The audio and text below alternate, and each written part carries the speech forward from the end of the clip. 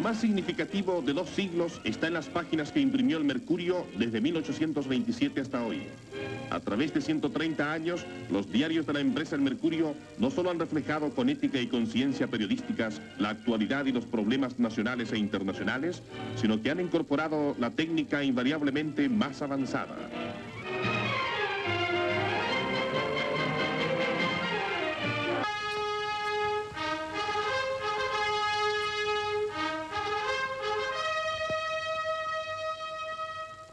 Ha pasado el tiempo y El Mercurio, uno de los diarios más prestigiosos del mundo y el más antiguo de habla hispana, fue fundado hace 147 años, lanza su edición número 50.000. Autoridades, entre las que se cuentan los integrantes de la Junta de Gobierno y personeros de la empresa, se dan cita en un almuerzo de camaradería y reconocimiento a lo que El Mercurio representa para el periodismo, tanto nacional como extranjero. Hicieron uso de la palabra el director del Mercurio de Valparaíso, Alex Varela, y el presidente de la Honorable Junta Militar de Gobierno, general Augusto Pinochet, quien destacó el rol que el Mercurio siempre ha jugado por defender los principios cívicos y democráticos de nuestro país.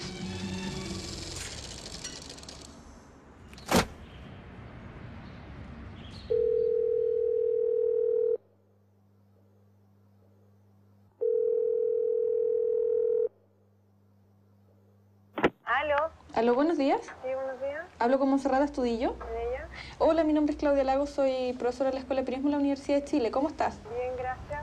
Mira, llamaba por lo siguiente, lo que pasa es que yo estoy coordinando un taller de tesistas y quisiéramos, que están haciendo sus tesis sobre el Mercurio y quisiéramos entrevistar a don Agustín Edwards. No, don Agustín no da entrevista. ¿En ningún caso? Ningún caso. Ni siquiera entregando la solicitud formal por una carta explicando de qué se trata el proyecto. No da entrevista. Ni escrita ni nada. No. ¿No hay ninguna posibilidad de poder...? No da entrevista de ninguna clase. No lo hace. Ya, ok. Bueno, gracias. Ya. Hasta luego.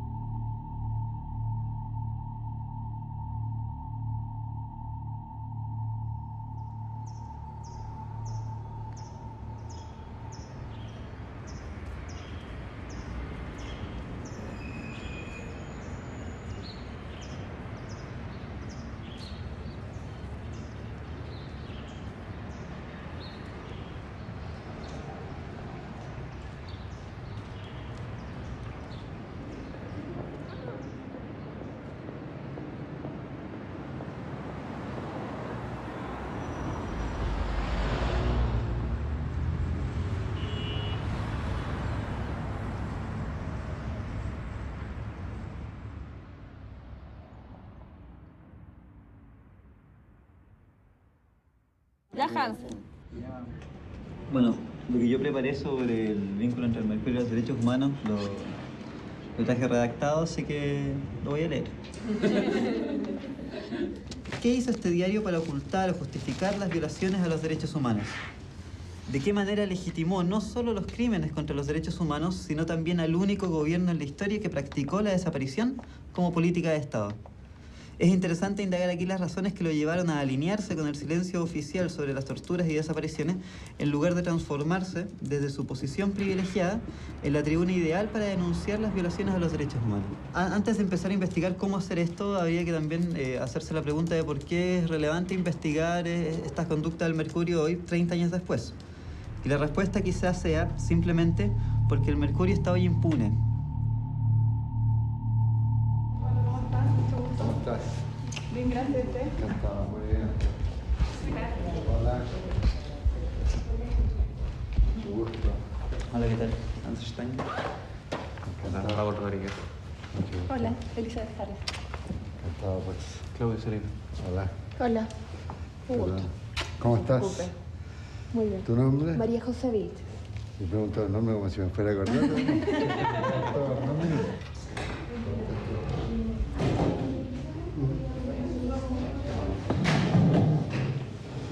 Bueno, la gente de producción debería saber hacer un escenario. No, Necesito por supuesto. cosas de luz que se pudiera sentar más hacia ese lado. ¿Allá? Muy bien.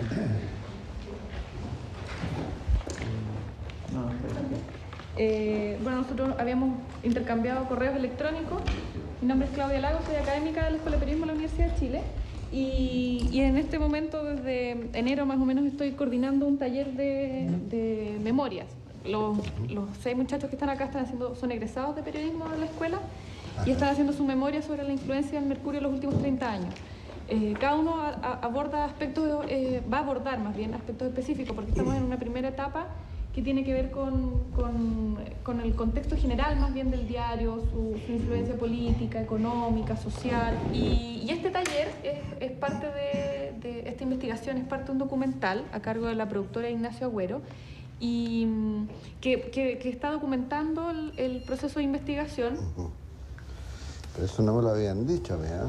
Sí, te lo conté por correo, que era parte del documental. Y por eso... Oye, yo siempre he tenido el máximo afán de colaborar especialmente con los grupos académicos y por supuesto con los estudiantes de periodismo. Le he destinado todo el tiempo, a pesar de lo exigente y demandante que es el horario de un director de diario recibir a los estudiantes de periodismo. Y colaboro con ustedes en lo que quieran, hacer una tesis sobre lo que ustedes quieran.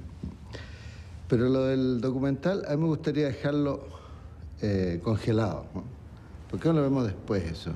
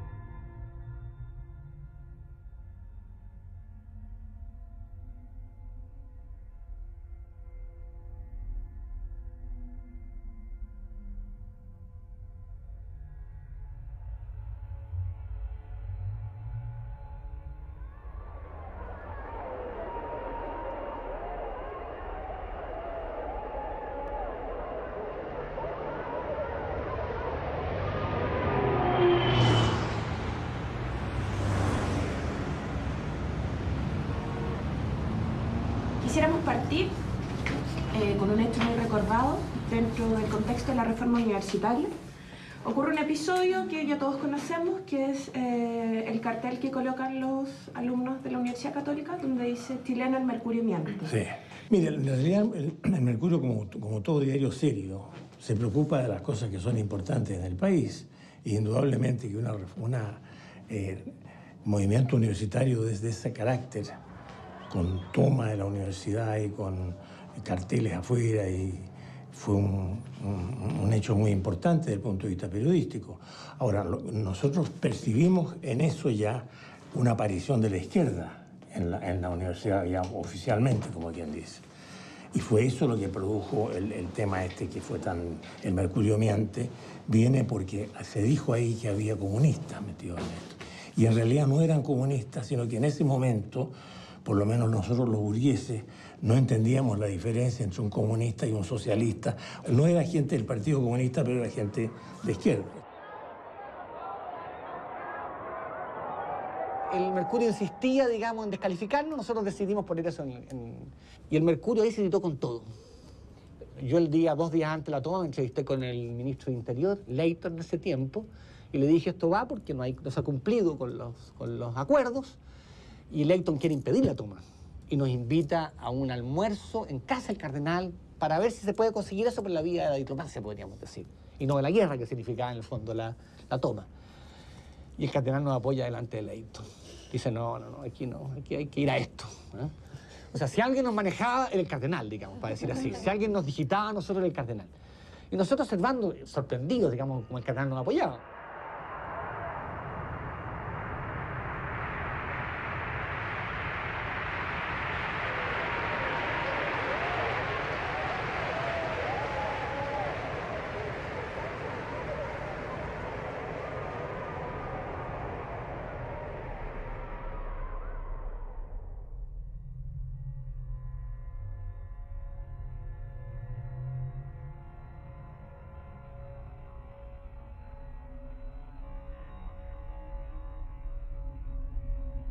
La universidad y el mundo latifundiario tenían algo de común. En el año 67, eran los dos restos que le quedaban a la oligarquía chilena, a las clases altas tradicionales que se habían expresado en la derecha. El Mercurio, que entendió lo que estaba en juego, que era el término de la sociedad oligárquica chilena. El Mercurio entiende eso. La sociedad chilena iba por otro lado. Entonces, frente a la reforma agraria y frente a la toma de la Católica, el Mercurio adoptó una posición extrema que yo creo que está en el origen, porque tuvo que ser consecuente después. Y eso lo llevó entonces a ser un diario no solo digamos, Allende, sino básicamente un diario antidemocrático y un diario golpista. Y una vez que justificó el golpe y que promovió el golpe, no pudo sino defender todas las violaciones de derechos humanos.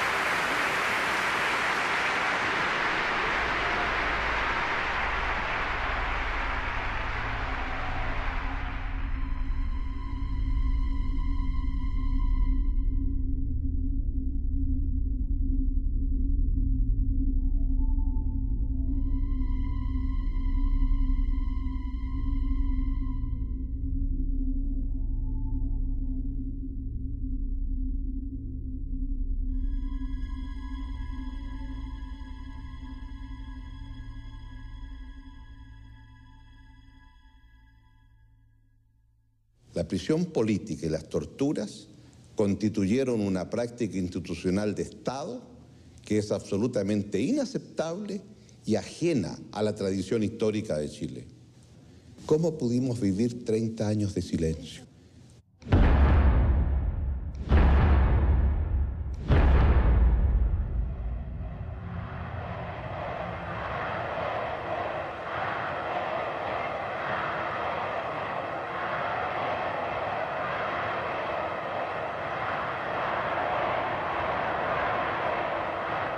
¿Quiénes son los amos de la economía del país?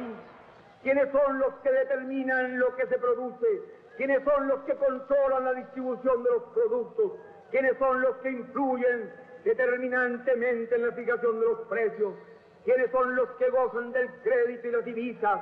¿Quiénes son estos grupos que han contado siempre con las franquicias que le otorgan todos los gobiernos y que se les niega al trabajador y al pequeño empresario? Son unos pocos, son una mayoría, son tan solo unas 40 familias. Citaremos algunos ejemplos. El Clan Edward está en el Banco Edward, en el Mercurio, en la editorial Lord Cochrane. Cuando ganó Allende en septiembre de 70, Augustine Edwards viajó prácticamente el día siguiente a Washington y se reunió con su amigo, un hombre de negocio que se llama Kendall, y él hizo el contacto con la Casa Blanca. Como hombre chileno, dueño de un diario, de todas maneras es notable que una persona así puede llegar a las altas esferas de la Casa Blanca tan rápido. En esos días se reunió en reuniones personales con Henry Kissinger, con el ministro de Justicia, John Mitchell, y con el mismo jefe de la CIA, Richard Helms.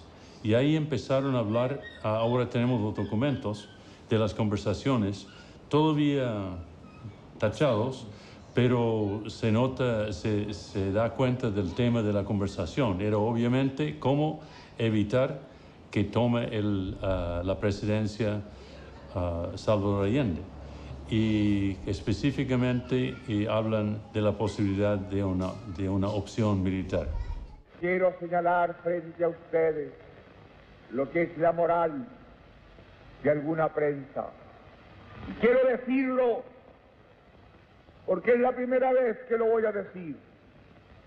Que no se olviden de aquello que expresa que el que siembra vientos cosecha tempestades. Que lo tengan en cuenta, que no insistan, como insiste el Mercurio hoy día, en una actitud antinacional, antidemocrática. Se debatía mucho en las esferas de la CIA y con el gobierno. Se propuso él mismo, como buen hombre de negocio, aunque está pidiendo, está embarcado en un proyecto de derrocamiento militar, está preocupado por la sanidad de su empresa. Entonces él pidió ayuda financiera y Estados Unidos tenía que decidir si vale la pena aportar dinero directamente a esa persona, a su diario, o no hacerlo, o sea, dedicarlo a otras cosas. Total, conversaron bastante y finalmente, para decidir, llevaron el tema al mismo presidente Nixon y él aprobó la ayuda directa de $700,000 a Dooney Edwards. Y después, poco tiempo después, se aprobó otro 300,000, o sea, $1 millón. Un año después se aprobó otro $1 millón. Y en total eran más o menos $2 millones de ayuda directa al Mercurio.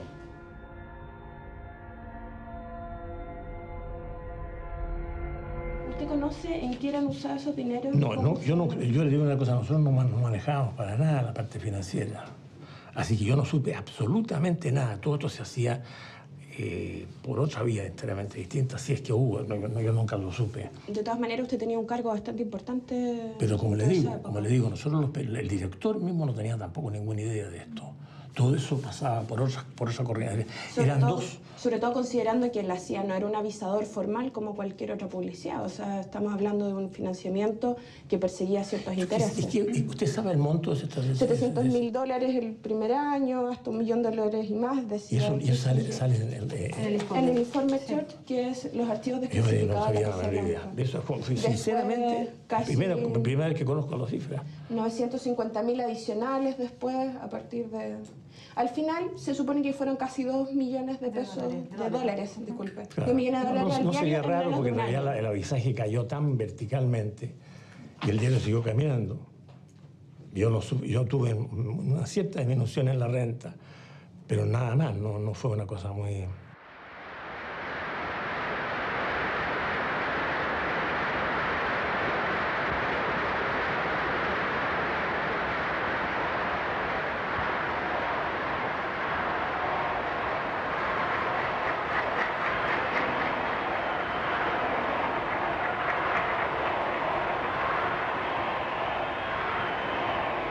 Para nosotros era muy importante mantener la democracia, digamos. Y nosotros temíamos mucho que la llegada de Allende fuera a la larga un sacrificio de la democracia, una limitación de la democracia. El hecho es que me acuerdo que yo me fui con el gerente, que me trajo en auto para arriba, y íbamos bien lánguidos los dos, y vemos de repente la llegada de los sindicatos del norte de la ciudad, en masa, digamos. Y ahora va a ser ellos los que mandan, así que nosotros desaparecemos. Por suerte que ahí fue muy importante la valentía de René Silva, que mantuvo el diario. Peor hubiera sido que hubiera habido una especie de acobardamiento del diario. El diario fue muy severo con él desde el primer momento y Allende en ese sentido fue un gobernante muy democrático, hay que reconocerle. Él pasaba las pataletas más grandes, sobre todo yo tenía una columnilla, digamos, que se firmaba Cleck, ¿no? Que era muy agresiva con él. Él pataleaba, contestaba, que hacía cualquier cosa, pero respetaba la libertad de prensa, con lo cual nosotros pudimos hacer toda la campaña.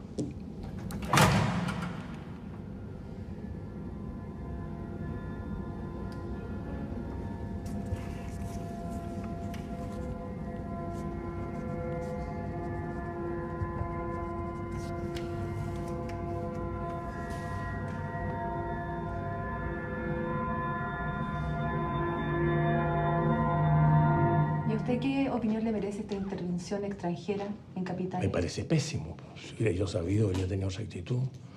Y claro que, por cierto, que no era admisible eso. Ahora, lo probable es que siempre que ocurre una situación así, la ayuda extranjera viene.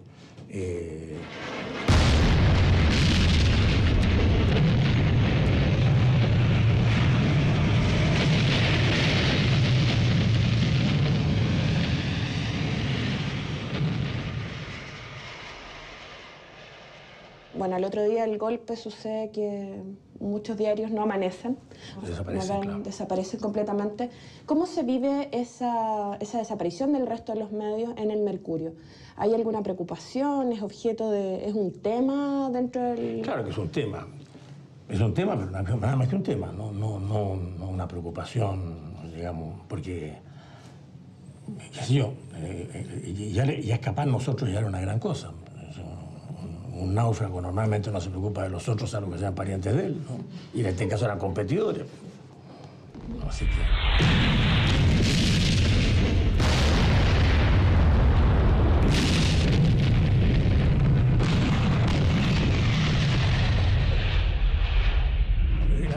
La libertad de expresión siempre fue un tema en el Mercurio, pero también la suspensión de actividad de los competidores no fue una mala noticia, ¿eh? Se reconocerá.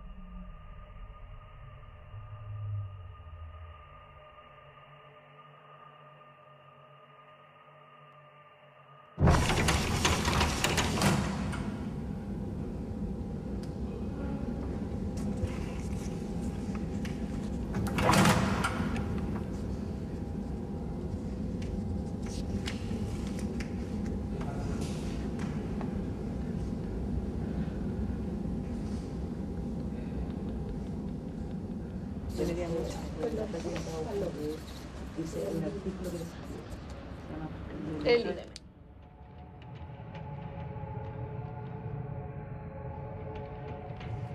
Tengo como 3 aristas.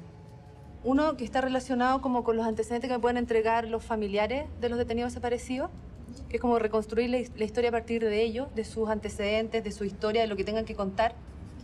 No, y de hecho este caso es importante porque es el ícono de la vergüenza de la prensa nacional. O sea, muchos periodistas lo toman así. O sea, cuando le preguntan como de qué se podría avergonzar la prensa nacional, hablan del caso de la lista de los 119. Cuando aparece la lista de los 119, nosotros estábamos en el comité de Propaz, era un día que había reunión, y llega un familiar, que precisamente mi hermano, y llega con el diario La Segunda, que es la primera lista. Y llega alterado, llorando, y dice, los mataron a todos. Y muestra la tapa del diario.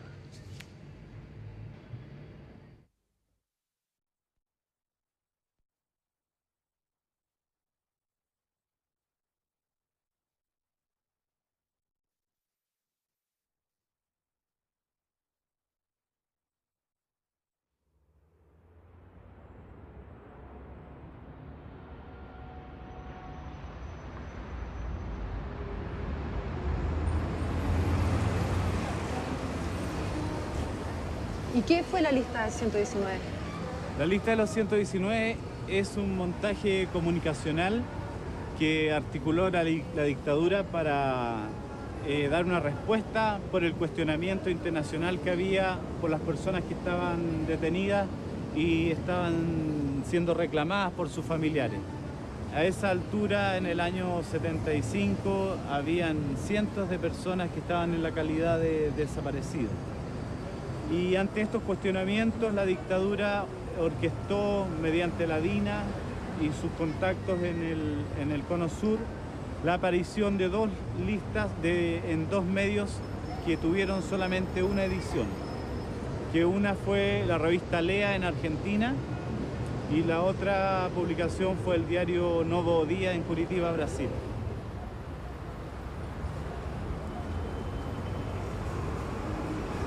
En estas listas aparecían los nombres justamente de estas personas, de los detenidos desaparecidos que nosotros reclamábamos. Eso apareció en el extranjero. Esto apareció en el extranjero. ¿Y acá en Chile? Y a través de la agencia UPI se reeditó la noticia acá en Chile.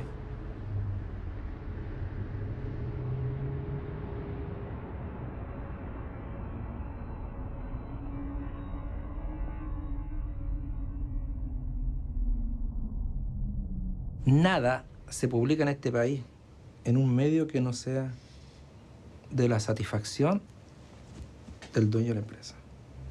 La Operación Colombo y la publicación de este listado de los 119, ¿qué era? Era simplemente una operación de desinformación. Mientras todos buscábamos a estos 119 que fueron privados de libertad en Chile, y encerrados en los campos clandestinos de la DINA y allí hecho desaparecer, los medios de comunicación publicaban de que esta gente había muerto en el exterior, matándose entre ellos mismos.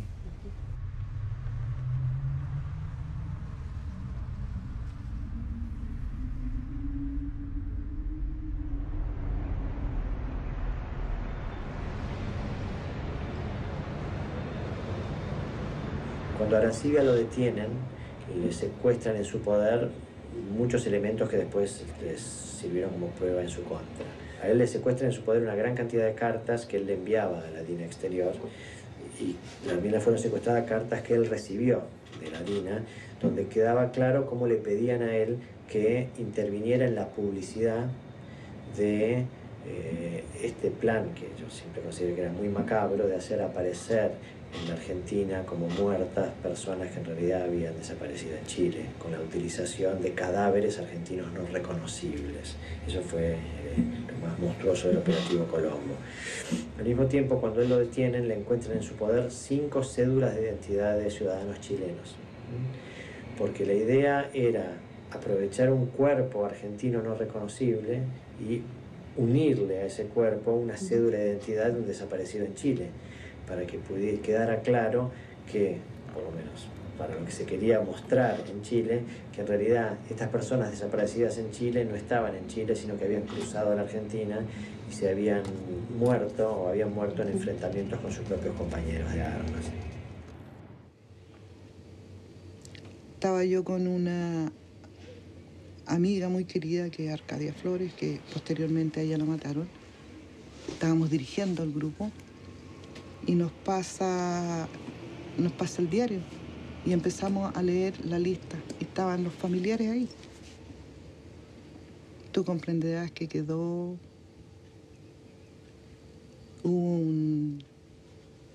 se desencadenó, digamos, primero un silencio absoluto.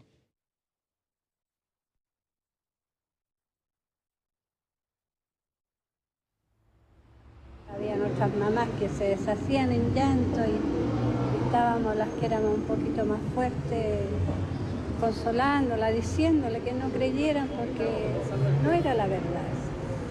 Hubo un grupo que incluso fue a algunos diarios a reclamar, a preguntar de dónde habían sacado la información. ¿Se acuerda de eso? Empezamos a salir nosotros puerta a puerta y fuimos al Mercurio, fuimos a los diarios donde salieron las noticias. Fuimos a reclamar que eso era una mentira. ¿Qué pasó cuando fueron al Mercurio, por ejemplo? Nada. Siempre nos decían, nos hacían sacar con carabineros, o nos decían que no, que eso, ellos no sabían nada.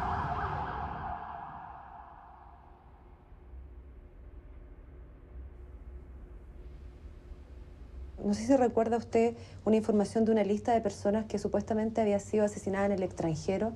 ¿Recuerda esa información? Sí. Que después se llamó la Operación Colombo. Exactamente. ¿Y usted recuerda cómo se generó esa información?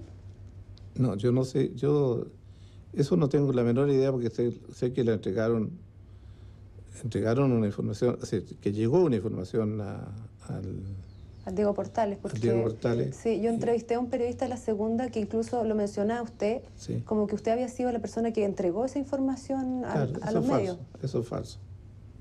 Yo no entregué nunca una información a nadie.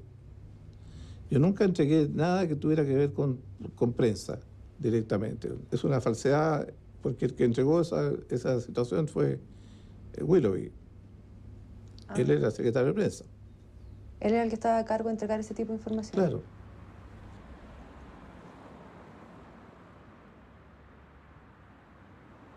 Inventaron los servicios de inteligencia esto de que todos los desaparecidos habían muerto en un enfrentamiento y sacaron un diario falso.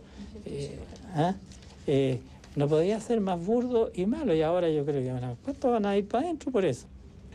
¿Sabe? Esa es una técnica que ustedes la conocen, que es la del rebote. Entonces, lo que hicieron fue dar la información en Santiago para que rebotara en Brasil, y salía en Brasil, y entonces se aprovecha el Río de Janeiro del diario ta. Dice, ¿cómo se enteró de esta noticia? De estos 119 chilenos que supuestamente... Porque llegó a mi oficina una persona que me mostró un diario, entonces, un diario brasilero que era una fotocopia. Llamé al subsecretario de Relaciones Exteriores y le dije, mire, hay esta cuestión, entonces yo le voy a pedir oficialmente de que usted le escriba al embajador en Brasil para que le diga que sí o no existe ese diario. Y me dijo, conforme. Y después de los 2 o 3 días me llamó por teléfono y me dijo, tenemos la confirmación de que no existe. Entonces yo tenía reunión con la Junta y le dije, pasa esto. Obviamente algunos de ellos sabían que lo había pasado. Pero ese diario no existe. Entonces yo lo que voy a hacer es que a mi nivel esto no existe. Pero igual la prensa publicó esa información. Claro, porque tenían canales propios. Si también la DINA pagaba periodistas y DINACO les da pitutos también sobre eso. ¿Sabe a qué periodistas le pagaba la DINA? ¿O se recuerda algunos que sean...? ¿Cómo cree usted que se podían montar estas noticias falsas? ¿Cuál es su locuración? ¿Qué se le ocurre respecto a eso? Bueno, si cuando uno tiene en el momento el poder en la mano, pues puede montar cualquier noticia. Yo podría haber montado noticias si hubiera querido, pero nunca se me ocurrió a mí montar noticias. ¿Para qué?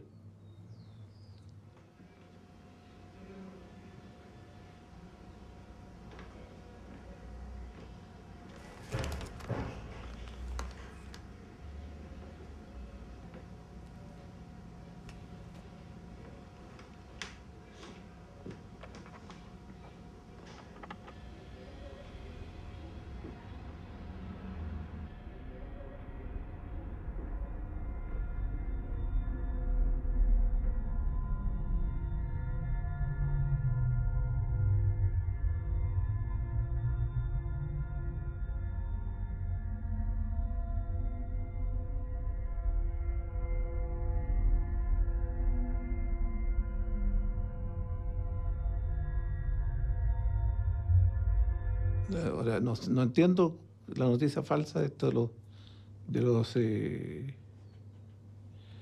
¿cómo se llama? Los 119, estos de Colombo, no la entiendo. No la entiendo como noticia falsa. ¿Por qué la hicieron? En el ambiente rondaba esta cosa, en el ambiente rondaba. No es que yo supiera algo de ello, pero rondaba en el ambiente que habían detenido desaparecido. Le dije, mira, lo peor que puede hacer cada uno que tiene que tener su nombre, su apellido, sus cosas, porque muerto el perro se acabó la rabia, dice el viejo refrán. Se murió, se acabó. Pero si no se murió, si desapareció, no se murió y no se va a morir nunca. Todas estas cosas están entrelazadas, están mezcladas. Y por eso digo que no tiene ninguna importancia en la historia de Chile 600, 800 muertos acá, de esta naturaleza. Ninguna importancia. Matar comunistas en un momento determinado era una necesidad biológica, poco menos, de los militares, para poder funcionar. Y una necesidad que tenían que cumplir para poder equilibrar el país. Bueno, se les pasó la mano, se quedaron cortos. Para mí se quedaron cortos.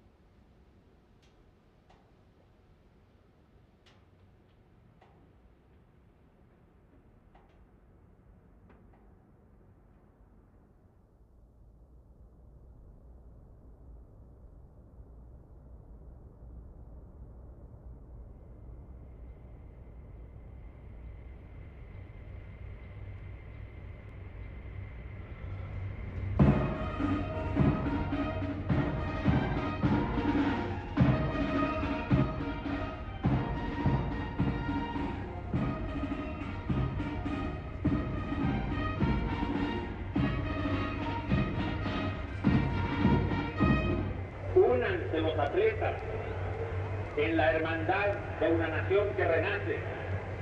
Pierdan o ganen, pongan en juego sus mejores energías y para que en el ardor de la competencia brillan las nobles virtudes olímpicas. Únanse los atletas en la hermandad de una nación que renace.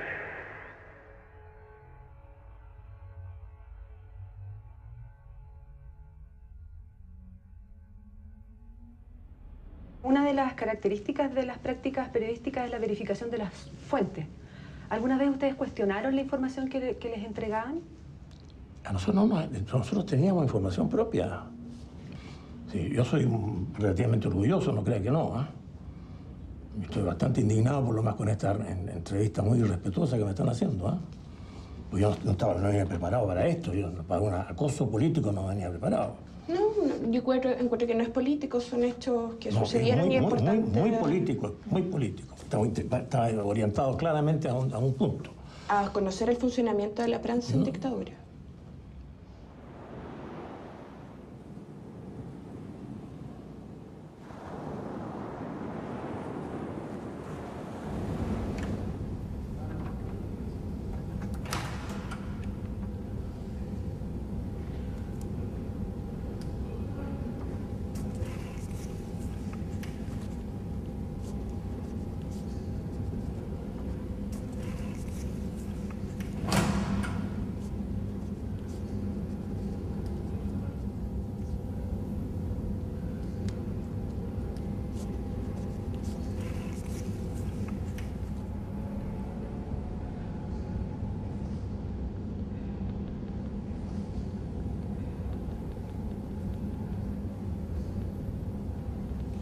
Bueno, esa hermosa y joven mujer de 23 años que señalaba el mercurio en septiembre de 1976 correspondía a Marta Ugarte Román, una militante del Partido Comunista que a esa fecha tenía 42 años. Yo la conocía desde mi juventud por el hecho de que ella era del mismo partido que mi padre, que al momento de la detención era el subsecretario general del partido. Marta Ugarte había sido detenida el día 9 de agosto de 1976 y desde ese momento, al igual que muchos otros militantes, se encontraba desaparecida. Hasta los primeros días de septiembre, en que otra militante comunista, Rosa Leiva, recuperó su libertad. Al obtener su libertad, concurrió a la Vicaría de la Solidaridad y allí ella narró todo lo que había compartido con Marta Ugarte en la celda durante esos días. Al cabo de una semana nos encontramos nosotros con la foto de Marta Ugarte, el cuerpo que había aparecido en la playa Los Molles, donde se señalaba de una hermosa y joven mujer de 23 años, y realmente fue un impacto muy grande para nosotros ver su rostro, porque lo que nos había dicho esta prisionera que había recuperado su libertad se había cumplido, de que ni ella ni mi padre iban a salir con vida de ese lugar. En el caso de Marta Ugarte, se trataba de una mujer, por lo que yo recuerdo ya, cerca, alrededor de 40 años ya, y que habría sido lanzada desde un helicóptero o un avión y que presentaba heridas terribles en el cuerpo, y se hizo pasar esto, tanto por el mercurio como por la segunda, como por la tercera, como un crimen pasional, en circunstancias que estaba muy claro que ella desapareció a través de un arresto ilegítimo realizado por personal de investigaciones de Chile, quienes los entregaron, obviamente, a un cuerpo militar, yo presumo que fue la DINA, y después ya no se supo más de ella hasta que apareció su cuerpo en la playa de La Ballena, cerca de Los Vilos. Eso es lo único que puedo decir de ella. Sí hubo una maniobra de prensa.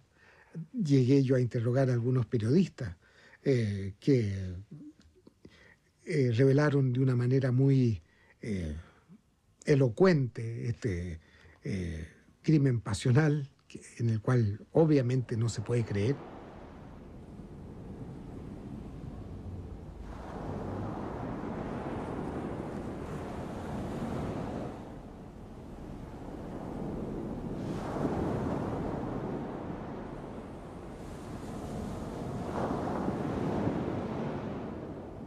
Yo pienso que simplemente el mercurio era un medio del cual se valió la dictadura durante los 17 años para poder llevar a efecto los actos espantosos que se cometieron. Me sentí que yo había escrito una hueá que nada que ver, pues, entonces que era gravísimo, pues fui, pues. O sea, yo tengo mi moral, no, yo soy cristiana, no. Yo la vi muerta.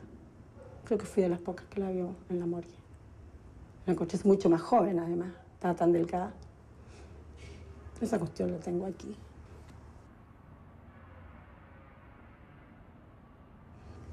No, yo le fui a pedir perdón a esa gente. ¿Sí? Yo, que se presentó que era periodista como corresponde y nos dijo de que ella había estado antes que levantaran el cuerpo cuando estaba en la playa todavía. Antes que lo sacaran de la Entonces que ella la había visto, que había quedado bien, que se notaba que era una persona buena moza, que tenía bonita piel. Esa fue la conversación. Lo describió en esos aspectos. Y que nos decía esto para que nosotros nos tranquilizáramos, quedáramos más tranquilas. Quedamos tranquilitas. Eso fue una cosa así, no fue más. No, estaba totalmente desfigurada. La expresión de su cara fue muy terrible, porque la verdad que tenía una expresión de dolor, de espanto, de horror. Una cosa muy terrible tenía la expresión de su cara con los ojos desorbitados, porque parece que ella todo lo vio. Lo que pasa es que, yo te voy a decir una cosa, lo que pasa es que yo escribí que era una niña joven, porque yo la vi joven, pero era que estaba flaca, porque quizás cuánto tiempo la habían tenido presa que no comíamos, ¿entendí? Y en la ligereza que uno puede tener para escribir. ¿Y cómo se fue acercando, por ejemplo, al organismo de seguridad, por ejemplo, a la DIN, a la CNI? No, esta cuestión fue una movida que hicimos todos juntos, porque era una fuente noticiosa. Entonces yo dije, hay que ver estos buenos porque hay que preguntarle las cosas que pasa, hay que tener un contacto. Y fuimos con el Pablo Honorato y un par más. Ellos tenían su staff, anda a saber tú. Mandarían comunicados también. A veces debe haber pasado que nos contaron algo.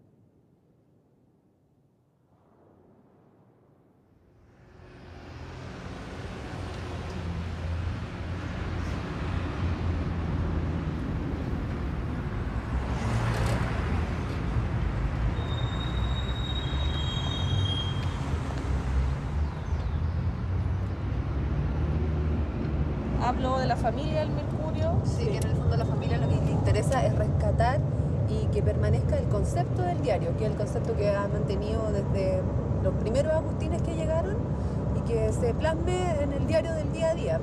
Claro, que es capaz de, el Mercurio es como un tronco en torno al cual es capaz de aunar voluntades políticas, sociales, educacionales, por eso etapa ciudadana. Lo que pasa es que el Mercurio es hoy día es el referente. Y dada la tradición, la trayectoria y la importancia que le dan los lectores, porque aquí la importancia y el valor se lo dan generalmente los lectores. Los lectores le han concedido al Mercurio ser el diario de referencia, existiendo otros diarios, y por lo tanto a las autoridades les interesa mucho que sus versiones estén bien contenidas en un diario de referencia. Y el Mercurio ha sido el diario de referencia, y en todas las encuestas y en todos los estudios siempre aparece como el diario de referencia de Chile. El Mercurio es como el tronco de esta visión de mundo, esta visión de sociedad, en torno a la cual además está esta relación con otras instituciones, porque el Mercurio es más que un diario. Eso lo dijo él. Que era como una guía, como que va cambiando según los tiempos, que eres más abierto, que incluye otros temas, pero que es, ante todos estos avatares, es como una guía para la sociedad. Claro. Oye, y entonces de Edwards dijo que era muy difícil porque no da entrevistas, claro, porque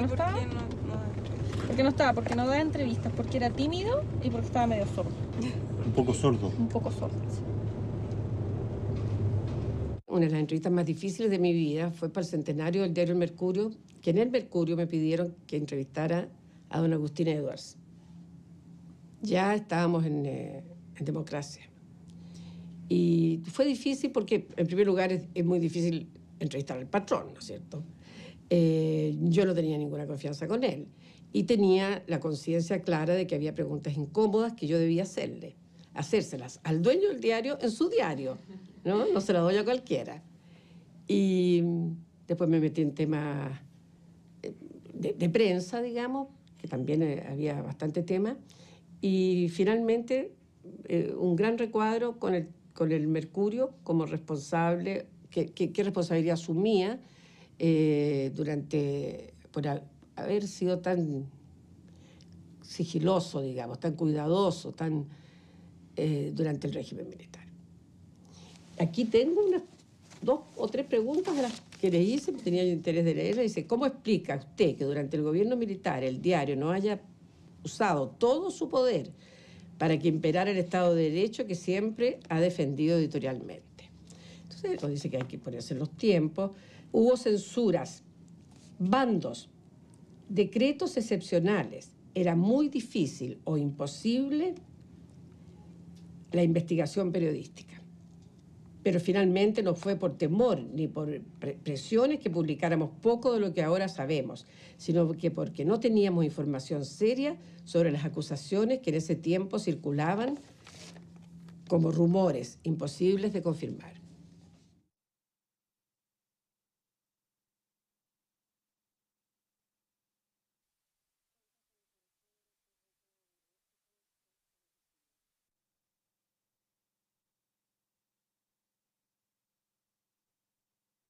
Yo tenía un conteo de detenciones semana tras semana, o sea, todos datos de la vicaría y de otra gente de derechos humanos, que yo sabía quiénes habían desaparecido y cuántos habían desaparecido cada mes.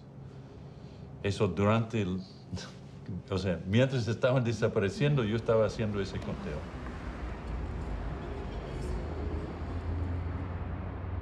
Yo hacía todo ese trabajo con la gente de derechos humanos. Aquí en Chile, como yo creo que únicamente en el mundo, en ese momento, había un aparato de información sobre los derechos humanos que era lo más completo y serio en el mundo. Yo no sé en ninguna otra parte donde se juntaban los datos y los testimonios, guardaba la información, y yo tenía confianza total que los datos eran verídicos. El principal objetivo en ese momento de la vicaría era el amparo, amparar a las víctimas, salvar a la gente, ¿no? Antes que denunciar. Esa era la línea de la iglesia, ese era el primer objetivo. Pero obviamente hubo un segundo objetivo que fue entendiéndose que era necesario, ¿no?, para detener esta política represiva de carácter criminal, que era la información. Y entonces se creó el boletín Solidaridad en la vicaría, el año 76. Este boletín sí se enviaba a todos los medios de comunicación, era un boletín público, y dentro del listado, ¿no es cierto?, de la gente que recibía el boletín no solamente está las embajadas, ¿no es cierto?, bueno, la iglesia, por supuesto, los organismos internacionales, en fin, también estaban los medios de comunicación.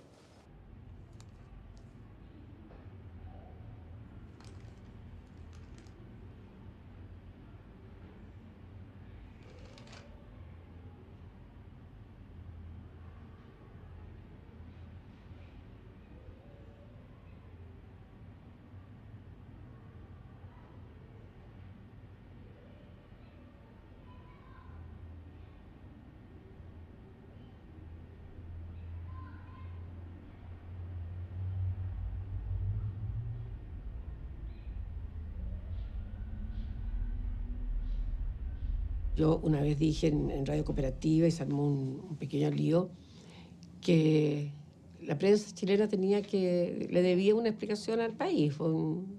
Estaban hablando mucho en ese tiempo del perdón, del reconocimiento de responsabilidades. Creo que la Asociación de la Prensa, el Colegio de Periodistas, los medios de comunicación, todos todos pecaron de lo mismo, o sea, no era fácil, no era fácil. Individualmente muy difícil, pero uno dice, esos tremendas paredes que tienen los medios, imagínate un Mercurio clausurado, habría sido un escándalo internacional. Ellos debieron haber usado más poder. Ellos tenían un poder enorme, la prensa es un poder, el Mercurio tiene un gran poder, y yo pienso que pudo haberlo usado más. O sea, ¿por qué no se jugaron más? Entre otras cosas, porque eran partidarios del régimen. Eso es obvio, ¿no es cierto? Señores, la democracia es el mejor caldo de cultivo a los comunistas. Y este gobierno chileno hoy repudia al comunismo, con todas sus letras.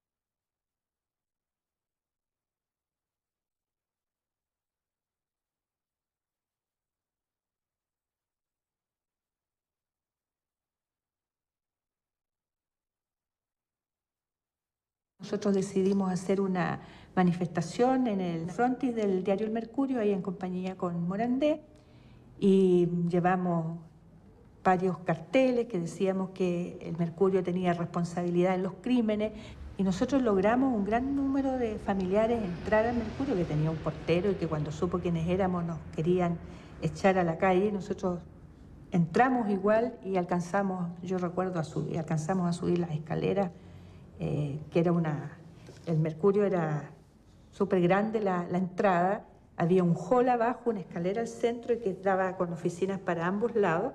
Y recuerdo que cuando nosotros íbamos subiendo ahí, yo ya conocí personalmente al que era su director, a Arturo Fontaine, y que salió poniéndose los anteojos, diciendo, pero ¿quiénes son estas mujeres que irrumpen en mi diario? Échenmelas a todas de aquí, vociferando. Por más que tratábamos que nos escuchara, él no escuchaba. Nosotros, señor Fontaine, somos familiares de detenidos desaparecidos, hemos venido a... No, venía un griterío que armó, que al final pidió que nos sacaran. De hecho, cuando salimos, 5 compañeras fueron detenidas y estuvieron 5 días presas en la comisaría por el solo hecho de que nos hubiésemos ido a manifestar dentro del Mercurio y de no haber contado con la autorización de quién era su director.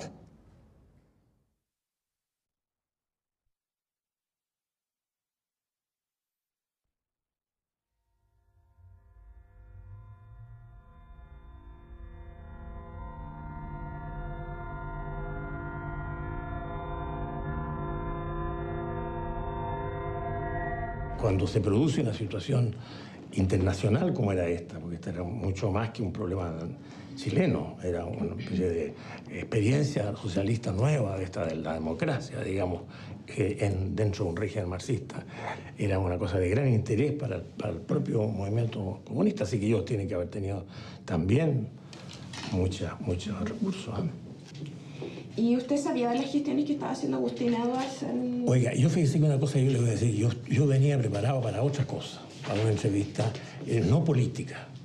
¿Ya? Estoy viendo que las cosas van mal, así que yo me van a excusar. Pero entremos ahora en el tema del quehacer periodístico. ¿Le parece? Precisamente de las rutinas periodísticas y del quehacer periodístico, se habla comúnmente sobre el apodo del decano de la prensa, el Mercurio. ¿Usted sabe cómo nació este apodo? Bueno, no sé cómo nació realmente, pero evidentemente que era el decano porque es el diario más antiguo, incluso del idioma español, así que no podían menos de ser decano, digamos, a cualquiera se le hubiera ocurrido, digamos. A medida que se van conociendo ciertas irregularidades del régimen militar, como por ejemplo las violaciones a los derechos humanos... Mire, yo voy a terminar esta entrevista. Ustedes me van a excusar, voy a terminar esta entrevista. Don Arturo, pero a nosotros nos interesa mucho conversar con usted. Pero a mí no me interesa conversar con usted en este plan. Así que usted me excusa, voy incluso a retirarme. De verdad, nosotros, lo que más nos interesa es poder profundizar con usted porque es fuente, usted que ha sido director de diario, fuente clave. Bueno, lamentamos.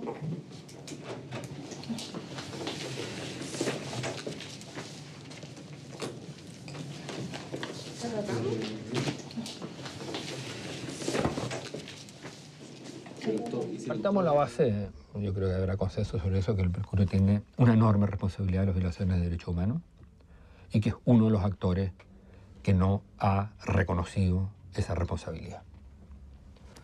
Yo tengo la impresión que no, que el Mercurio, en la medida que se jugó tan denodadamente por el término de la democracia en Chile, que se jugó a fondo por eso, de ahí para adelante no tiene un recambio generacional que le permita renegar de lo que esa generación hizo, porque lo que tendrían que decir es lo que dijimos, lo que hicimos en la época de Allende, no debiéramos haberlo hecho, pero para eso tendría que decir lo que hicimos respecto a la Universidad Católica, tampoco lo deberíamos haber hecho, tendría que negar su historia.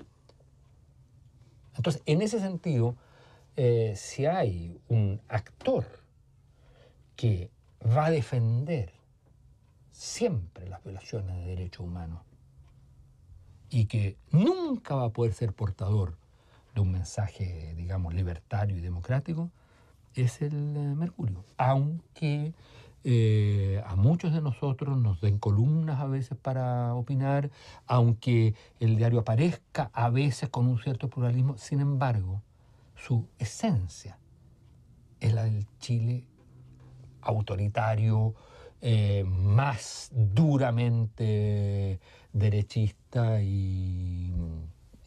A medida que se van conociendo ciertas irregularidades del régimen militar, como por ejemplo las violaciones a los derechos humanos... Mire, yo voy a terminar esta entrevista. Ustedes me van a excusar, voy a terminar esta entrevista. Don Arturo, pero a nosotros nos interesa mucho conversar con Sí, usted. pero a mí no me interesa conversar con usted en este plan. Así que usted me excusa, voy a incluso a retirarme.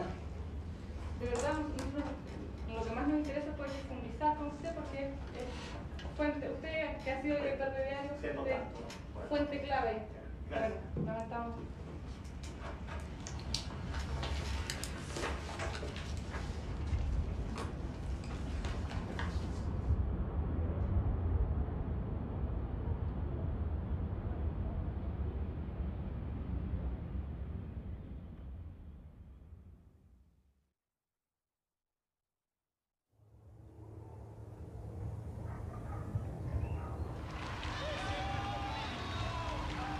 Y concédenos la paz en nuestros días, para que, ayudados por tu misericordia, vivamos siempre libres de pecado, protegidos de toda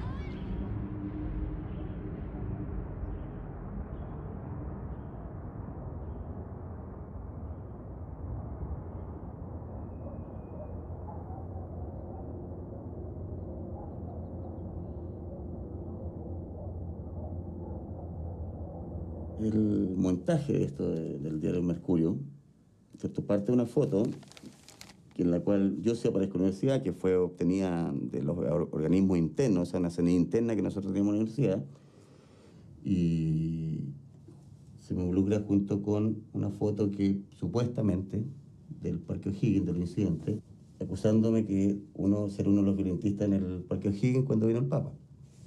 Hecho los cuales yo ni siquiera estuve en el lugar. El director del Mercurio, dentro de esta conversación rutinaria que tenían todos los directores de medios con el gobierno, y cuestión que es legítima desde el punto de vista de ellos y legítima desde el punto de vista del gobierno también, y ocurre siempre, había planteado la solicitud de disponer de información como primicia. Sin embargo, yo hice presente que a mi forma de ver la información que procesaba CNI no era confiable.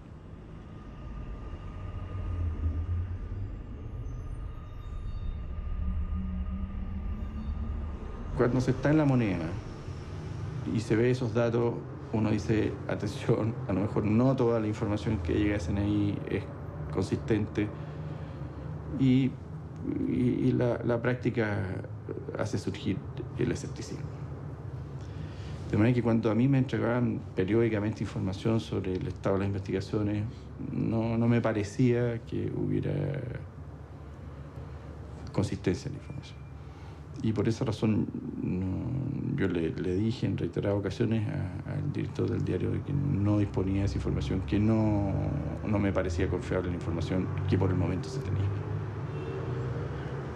Después entiendo que a través de sus red de contactos y relaciones el diario estableció contacto con gente del organismo de seguridad y estos, al ver la negativa de la moneda a dar validez a su información, la entregaron directamente. Cuando publicaron esta foto, ya estaba ya detenido. La noche anterior, la noche anterior, tipo 11 de la noche, esto ya está impreso, me fueron a buscar a la 1:30. Aparece el diario y resulta que cuando el diario se está imprimiendo, no había decreto, no había nada respecto a nuestra detención. Tuve aproximadamente 5 días, en la cual los niveles de tortura y de amedrentamiento fueron subiendo.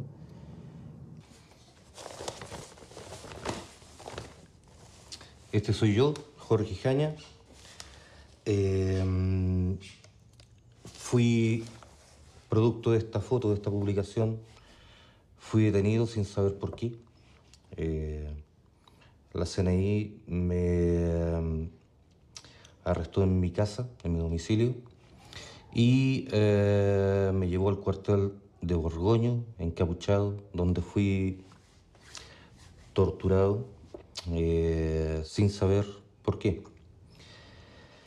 El montaje de esto fue tan burdo, tan estúpido, tan tontamente hecho, que al nosotros presentar la querella, ¿cierto?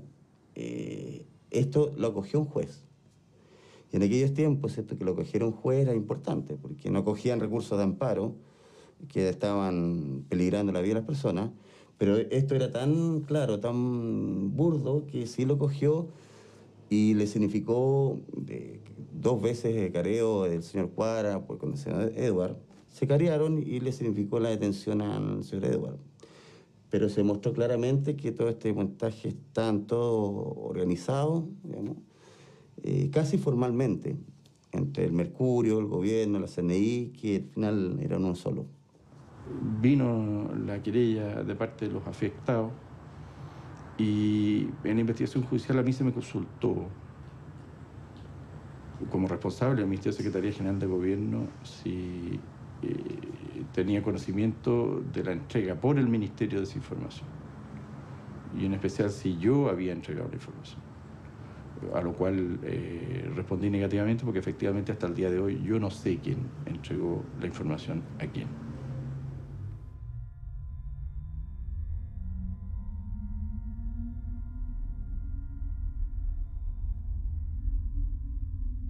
El Mercurio jamás informó respecto del proceso que se estaba llevando, de los careos, de la detención del señor Edward, de la radio que tenían y de la conclusión que llegó el juez, ¿cierto?, porque determinó claramente que el señor Edward había obtenido directamente las fotos de la CNI y en los 2 casos, o sea, tanto mi participación en los incidentes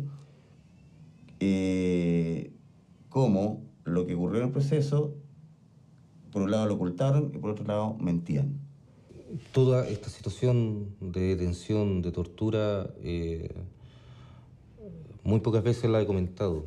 Muy pocas veces he podido sentarme delante de alguien y y explicar qué es lo que me correspondió, qué es lo que me tocó vivir.